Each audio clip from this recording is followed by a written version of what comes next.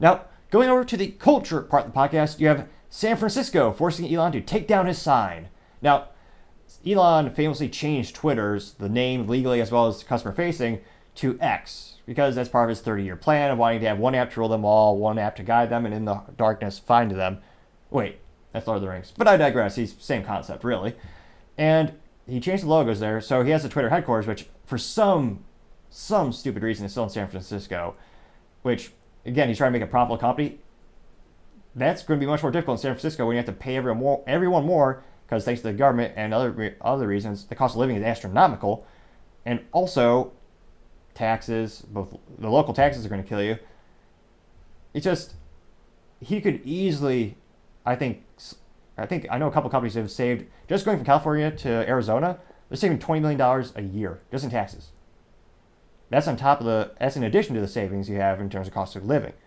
But nevertheless, it looks like Twitter headquarters, on the very top floor, on the roof of the building, he erected a giant X with very bright lights, which in terms of marketing was kind of brilliant because everyone was either angry, annoyed, or interested in the phenomenon. And there were a lot of people drawing contrast to the Seinfeld shtick where Jerry Seinfeld, his neighbor Kramer, they put on like a sign for a chicken store, and it was so red and vibrant, it was burning through, like going so that even Jerry could see it in the hall, which is across from Michael Richards, formerly Kramer. His little door is shooting out a little laser of red light through the eye hole. And they make a joke like, shouldn't you just close your curtains? And Kramer's like, they are closed, even though his whole room is lit up like a red inferno. So there are a lot of funny jokes about it. It got passed around social media. And apparently they didn't file the permits, and it wasn't erected perfectly. And also, again, there's a couple different sources saying different things. There's some saying that Elon and Twitter actually denied the city to come inspect it. So apparently they took it down because the city is forcing them. Now, culturally speaking, it is fascinating that San Francisco, they won't prosecute crime.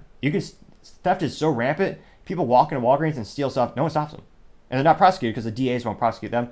And again, they changed the law so that it's basically a misdemeanor, I believe, if it's under $950 in value.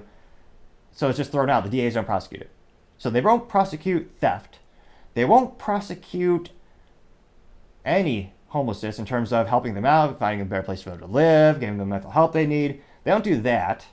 They don't prosecute vandalism of any kind. They don't prosecute drug use of any kind. When you have hard drugs being used rampantly throughout the city, they don't prosecute people taking dumps in the street. And I don't mean that metaphorically, although metaphorically some may compare it to a toilet. I wouldn't be that hard. Well, perhaps. But there are so many people defecating in the streets of San Francisco, they developed an app for your phone called the Crap app or the Poop app, where it will give you an interactive map of San Francisco. It'll tell you where people have defecated in the city so you can try to avoid it. And the whole city, of course, if you look at your phone, is brown because it mostly is shit. So they won't prosecute that. But they actually take time to go after Elon for a sign on a roof. Culturally speaking, it's fascinating to see what San Francisco values. And I say values in quotes because I'm very it's fascinating to see what they really don't value. And businesses, again, are leaving in droves. And I did a little poll on LinkedIn, and now 50 people have voted thus far, and 2,000 people have viewed it thus far. I had the question on LinkedIn, what do you think San Francisco should focus on first? 1, Elon's sign. 2, rampant theft. 3, rampant drug use. 4, businesses leaving in droves. And thus far, again, it's fluid. It's about 40% said focus on your businesses that are leaving in droves. No one's relocating to San Francisco. They said drugs, so that was another 20%, so at 40, 50, 60. You had another 20% for the drugs, the burglaries, the break-ins, the crime, the theft. That's another 20%. So that's 40, 50, 60, 70, 80. Then 40, 50, 60, 70, 80.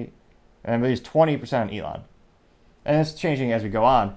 But again, it's a fluid thing, but you should focus on the things that actually matter and not a bright, annoying sign on the top of a roof. That shows their priorities in the city of San Francisco, which is reason 9,959,759,759,428 and 7 reason to relocate your business out of the city. Because they don't care about the right things. But it's also their culture. It's what they choose. It's what they reinforce. It's their city.